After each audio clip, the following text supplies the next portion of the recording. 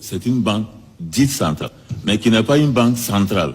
La BCEAO n'est pas reconnue comme une banque centrale, puisqu'elle n'est même pas membre de l'institution internationale, la banque centrale des banques centrales, qui est la BRI.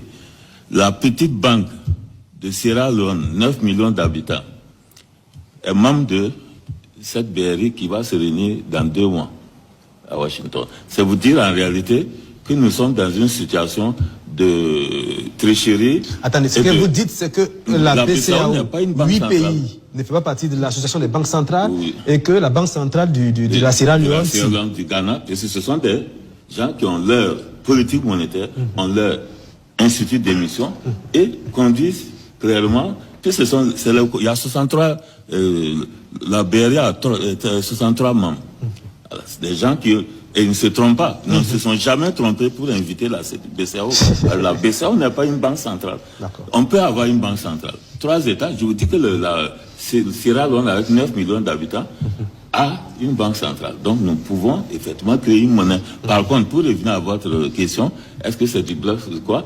Ça dit qu'il ne faut pas donner l'impression que ça c'est du bluff. Parce que c'est très important. En 62, déjà en 59, Sékou Touré a un peu raté le coche en créant sa monnaie, en créant la monnaie de Guinée.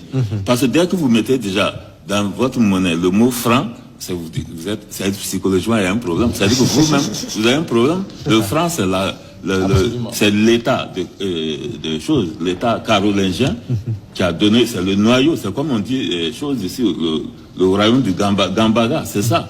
C'est le début du royaume de France. Voilà. Quand on dit franc guinéen ou franc malien, il y a eu des erreurs à la fois stratégiques et tactiques. Modibo Keïta, en créant sa monnaie, la monnaie du Mali, a fait l'erreur colossale. Avec le recul, on se demande comment ils ont pu le faire. Ils sont sortis donc du compte d'opération, mais ils ont créé un compte d'avance. Un compte d'avance trimestriel. Évidemment, la France là ne s'est pas gênée pour, avec ça, totalement contrôler le franc malien et ridiculiser la politique malienne, la politique monétaire malienne. Et vous savez que jusqu'à une date récente, de 60 jusqu'au milieu des années 90, aucun doctorant ne pouvait traiter un thème sur la monnaie, économie monétaire, et mettre dedans que le franc CFA n'était pas une bonne monnaie, etc. Vous n'auriez même pas de directeur de thèse.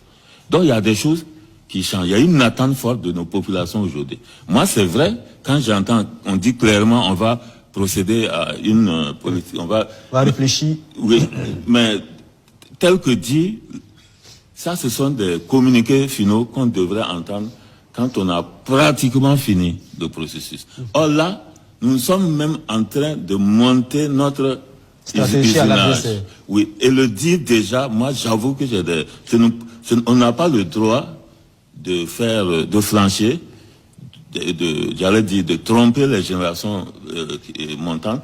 On n'a pas le droit. On a le droit, on a une obligation et de résultats et de perfection. Nous pouvons avoir une monnaie transitoire en attendant que l'écho de la CEDEAO se mette en place. Mais pour mettre cette monnaie de l'AES là, il faut le faire suivant tous les, j'allais dire, toutes les règles de l'art. Il n'y a pas un détail qu'il faut oublier parce que aujourd'hui les banques centrales ont 10 fois plus de contraintes qu'il y a 65 ans. Au début des indépendants, vous savez qu'aujourd'hui, la mondialisation a amené véritablement un chamboulement sur les procès. Même l'étalon or n'est plus l'étalon or. Et on a une perte. La Chine, le Japon ont plus de réserves ont plus de dollars, d'euros, d'or que de yuan ou de yens. Ça, c'est dû à la mondialisation. D'accord.